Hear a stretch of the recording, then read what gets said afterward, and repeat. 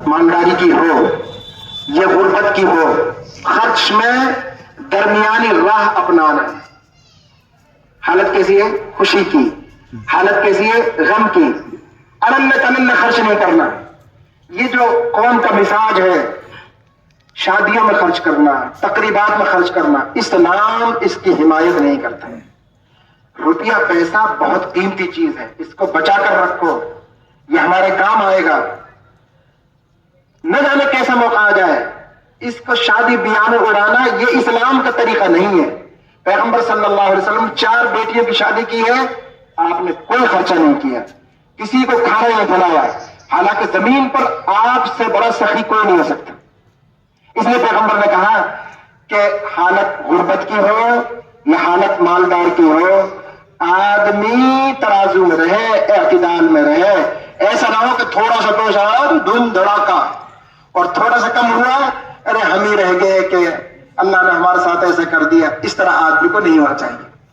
تو محمد رسول اللہ صلی اللہ علیہ وسلم نے یہ باتیں ہم کو سمجھائی ہیں اور اپنا کردار ہمارے سامنے پیش کیا ہے.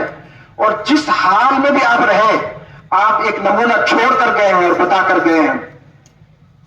پیغمبر صلی اللہ علیہ وسلم گھر میں ہیں، سلمہ رضی اللہ تعالیٰ عنہ کا گھر ہے، وہاں آپ بیٹھے ہوئے ہیں اور آپ نے اپنی باندی کو آواز لگائی، اپنی باندی کو بلایا. باندی نہیں آئی. پیغمبر صلی اللہ علیہ وسلم کی آواز پر کتنی دور ہے؟ وہی گھر میں. گھر کیسے ہو؟ ام سلمہ کا مکان ایک کمرہ ہے، اس کمرے میں بیچ میں پردہ لگا رکھا ہے. ادھر حضور اور ام سلمہ رہتی ہیں اور پردے کے اس طرف باندی رہتی ہے. باندی کیا؟ باندی کون اس زمانہ جس کو پیسے سے خرید کر لاتے تھے، جیسے ہم جانور خریدتے ہیں، گائے بھینس خرید کر لاتے ہیں، بالکل اس طرح لوگ غلام اور باندیوں کو خرید کر لاتے تھے، ان کے ساتھ برا سلوک کرتے تھے. اسلام نے غلام اور باندی کا طریقہ بند کیا ہے نا. اس سے پہلے تو تاریخ میں اس طرح کے واقعات موجود ہیں کہ ایک شادی میں روشنی کرنی تھی تو ایک غلام کے سر پر روئی باندھی، اس پر تیل ڈالا اور روئی میں آگ لگا دی. اس سے روشنی ہوئی تو سب لوگ مالدار لوگ بیٹھ کر کھانا کھا رہے تھے اور غلام اسی میں جل گئے. غلام اور باندی کی یہ پوزیشن تھی. اسلام نے آ کر غلام اور باندیوں کو اونچا اٹھایا. پیغمبر نے فرمایا تو میری تمنا تھی کہ میں غلام ہوں، تمنا کر رہے ہیں. غلام حضور ہیں، پردے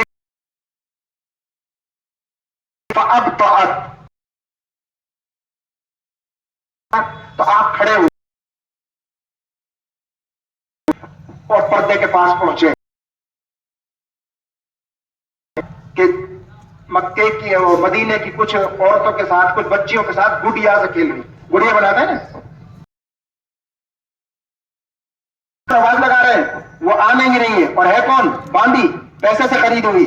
تو پیغمبر صلی اللہ علیہ وسلم پردہ ہٹا کر، مسواک آپ کے ہاتھ میں تھی، وہ یوں لہرائی، مسواک ایسے دکھائی باندی کو.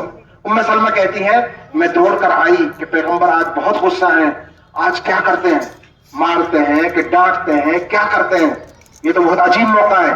اس لیے میں بھی دوڑ کر آئی، میں نے پردہ ہٹایا، میں نے دیکھا تو پیغمبر مسواک کو ایسے لہرا رہے تھے اور یوں کہہ رہے تھے باندی سے، لولا خشیت القوض یوم القیامت لاوجعتک بهذا السواک. اگر مجھے اس بات کا ڈر نہ ہوتا کہ کل قیامت میں اللہ مجھ سے بدلہ لیں گے تو تو نے اتنی گستاخی کی ہے تو میں تجھے اس مسواک سے مارتا. مارا نہیں. اگر مجھے یہ ڈر نہ ہوتا کہ کل قیامت میں اللہ بدلہ لیں گے، آج میں تیری پٹائی کر دیتا. نہیں پٹائی.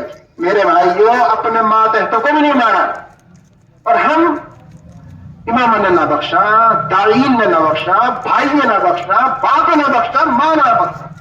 ایسی واردات موجود ہیں کہ ماں کی پٹائی کر دی، باپ کی پٹائی کر دی، باپ کو دھکا مار دیا.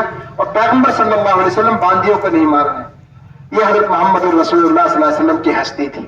پیغمبر صلی اللہ علیہ وسلم سفر میں تھے تو سفر سے لگایا خیمہ اور بیٹھے تو پیغمبر نے کہا بھوک لگ رہی ہے.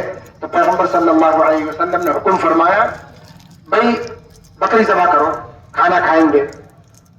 تو بکری ذبح کی تو ایک آدمی کھڑا ہوا، اس نے کہا یا رسول اللہ علیہ ذبحها، میں بکری ذبح کر دوں گا. ایک نے کہا علیہ سلخها، یا رسول اللہ میں اس کی کھال اتار دوں گا. تیسرے نے کہا علیہ طبخها، مشورہ ہو رہا ہے، دعوت کا جذبہ ہے. ایک نے کہا علیہ طبخها، جی میں پکا دوں گا. تو پیغمبر صلی اللہ علیہ وسلم نے فرمایا علیہ جمع الحطب، میں جنگل سے لکڑیاں لے کر آؤں گا. سب ساتھی کام تقسیم کر رہے ہیں تو میرا بھی کام ہونا چاہیے. آپ پکاؤ گے، آپ کھال اتارو گے، اور میرا کام یہ ہے کہ میں لکڑیاں لے کر آؤں گا. تو سب نے کہا کہ یا رسول اللہ نکفیک العمل، آپ کو کیا ضرورت ہے، ہم آپ کے خادم تو موجود ہیں، ہم کام کر لیں گے. پیغمبر نے فرمایا علمت انکم تکفرونی، مجھے پتا ہے کہ تم سب کام کر لو گے، کوئی ضرورت نہیں ہے، مجھے کوئی ضرورت نہیں کام کرنے کی. لیکن اللہ تعالی ایسے آدمی کو ناپسند کرتے ہیں جو اپنے ساتھیوں اور بھائیوں کے درمیان اپنی شان الگ دکھاتا ہے.